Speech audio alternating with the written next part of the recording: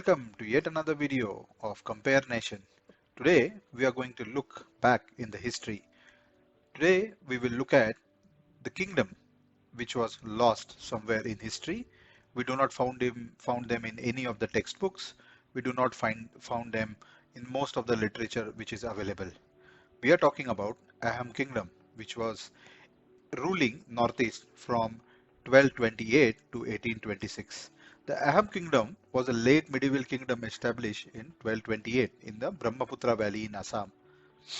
The Ahom initially called their kingdom Mong Dun Shun Kam till 1401, but adopted Assam in later times. The Ahoms entered Assam fully assimilated and ruled Assam for nearly 600 years. It maintained its sovereignty for almost 600 years, established by Sukapa, a Thai prince from Mong Mao, present-day Yunnan province in China. It began as a Mong in the upper reaches of Brahmaputra based on wet rice agriculture. It expanded suddenly under a Shungmuk in 16th century and became a multi-ethnic in character, casting a profound effect on political and social life of entire Brahmaputra Valley. Charadio was first capital of Ahom Kingdom, and Jorhat was the last capital of our Ahom Kingdom. Now let's look at the rulers of this kingdom. Swargadev was the name given to the Ahom kings. The foundation of Ahom kingdom were laid when the first Ahom king, Chaulung Sukapa or Sikapa from Mong Mao, a kingdom located in easternmost reach of the Indian subcontinent. In nearly 589 years, 39 Swargadev dynastic history, there are three prolific kings. All subsequent kings are descendant of this king. They are Sukapa, who established the kingdom, Shunmung, who made the greatest territorial and political expansion of the kingdom, and Supata, who established the house of Tungukia kings that reigned the kingdom during its political and cultural zenith, as as well as the period of decay and end, except Jogeshwar Singha, who was a descendant of Supata's father, Gobar, who was installed as a puppet king by the Burmese. Purandar Singha was the last ruler of this kingdom. The Ahom dynasty ruled Ahom kingdom in the present day of Assam from 1228 to 1826. That's nearly 589 years. The time for three progenial kings ruled are Cholong Sukapa, which was from 1228 to 1268, then Chungmung, which was 1497 CE to 1539 CE, and then Supata, that is 1681 to 1696 CE. Now let's look at the battles they fought and won. The first battle, that is Koch Ahom conflicts, which took place from 1543 to 1568. The Koch Ahom conflicts refer to rivalry between the Koch and Ahom kingdoms over the control of Brahmaputra Valley. The conflict began with Nara Narayana, the last ruler of undivided Koch dynasty of Kamata kingdom, to power and consolidate his hold over western portion, and it ended with a failure of Chillarai's, that is younger brother of Nara Narayan, campaign against Suleiman Karani, a sultan of Bengal. This was followed by an alliance that soon gave away the fierce conflict between Ahoms and the Mughals. The next battle, let's look at, that is Ahom and Mughal conflicts. Now this is something very interesting. The mighty Ahoms fought and won against Mughal Empire 17 times, and this is absolutely interesting fact.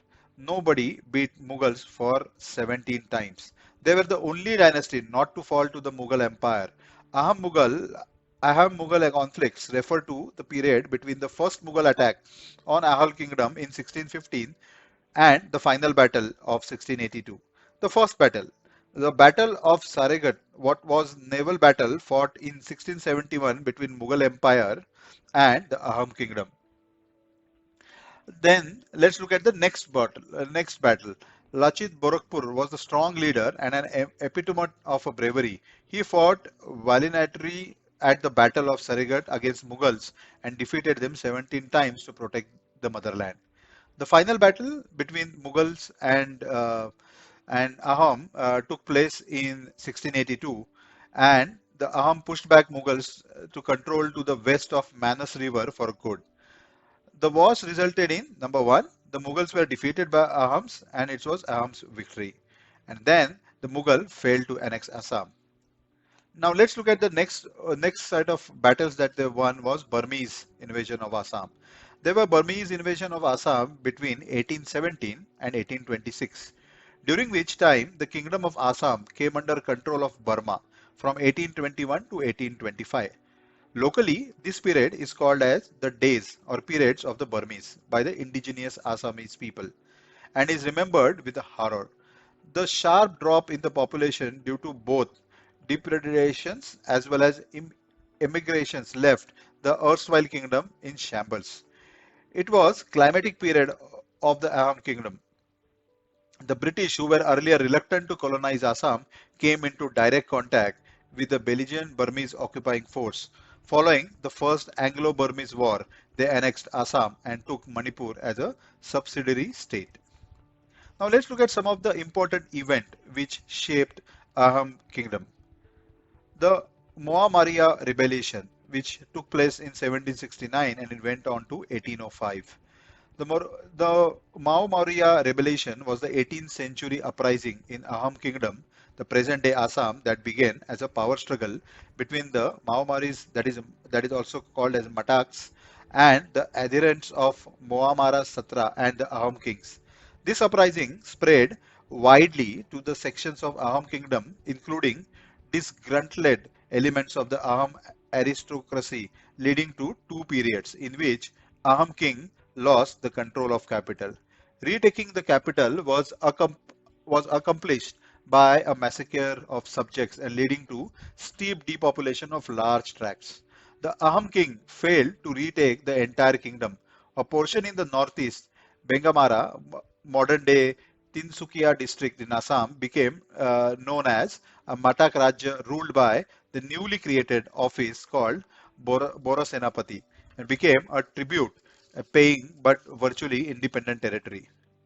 Then let's look at the last set of battles, that is colonial Assam, which took place from 1826 to 1947. Colonial Assam refers to the period of history of Assam between the signing of the Treaty of Yandabo and the independence of India when Assam was under British colonial rule.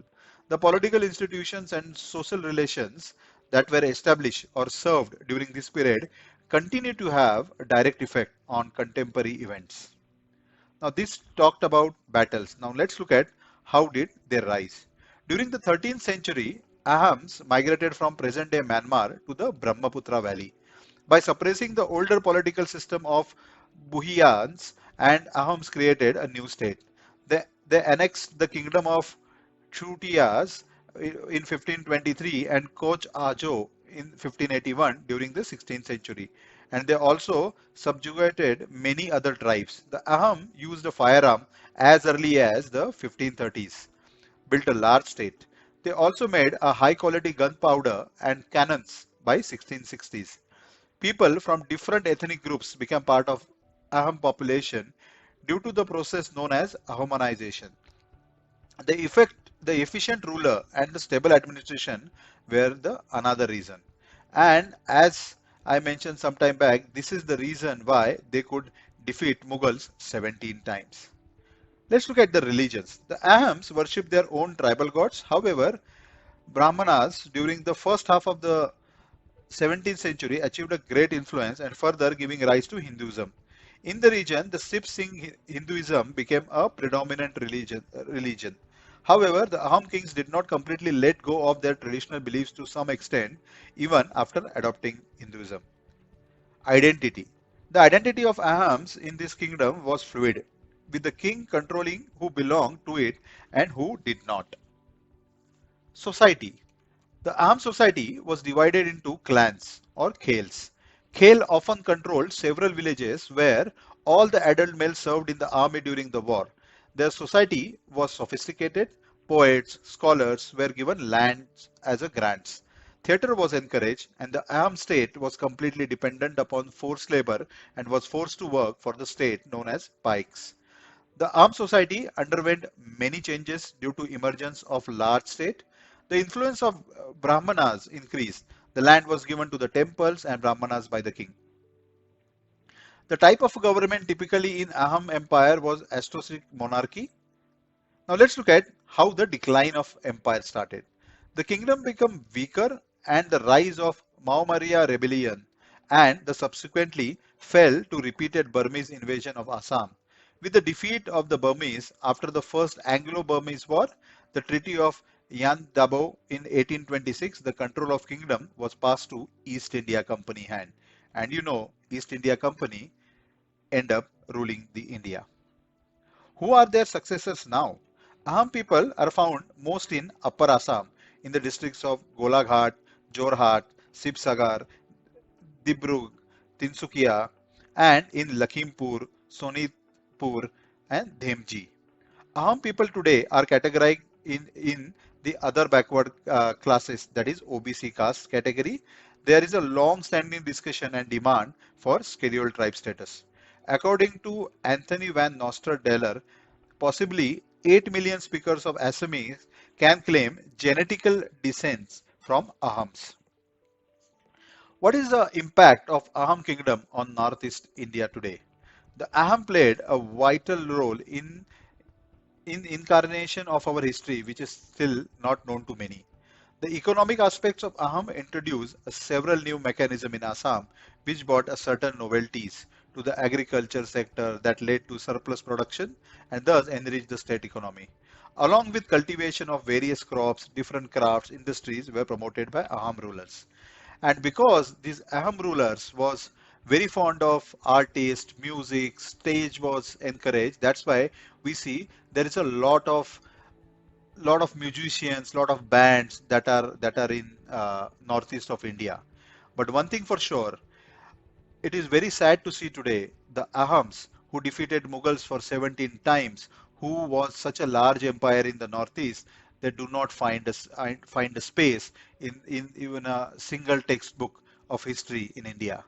And I really wish they find the deserved space because they were the empire which shaped northeast of India.